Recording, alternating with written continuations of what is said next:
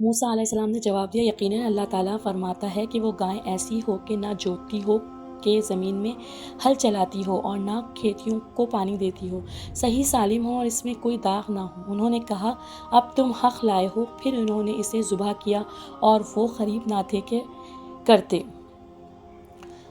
یعنی آپ دیکھ سکتے ہیں کہ اتنے سارے سوالات کے بعد جب انہوں نے آخر میں یہ بھی کہہ دیا کہ اسے اور واضح کر دیں، تو اللہ پاک نے انہیں اتنی وضاحت دے دی کہ اب ان کے پاس کوئی سوال نہیں بچا، تو اب وہ انہوں نے اسے ذبح کیا۔ تب کہ اللہ پاک کہتے ہیں وہ کرنا نہیں چاہتے تھے، وہ نہیں کرنا چاہتے تھے، پھر بھی جب اللہ تعالیٰ نے ان کو ہر چیز کا جواب دے دیا، یعنی ہر طرح سے وہ کارنر ہو گئے جب انہوں نے کیا۔ تو یہودیوں کی نشانی یہی تھی کہ وہ سیدھے رستے پر چلتے ہی نہیں تھے، لیکن پھر بھی اللہ پاک نے انہیں معاف کرتے رہے۔ تو اب آپ دیکھ سکتے ہیں کہ آج کیا ہے بنی اسرائیل۔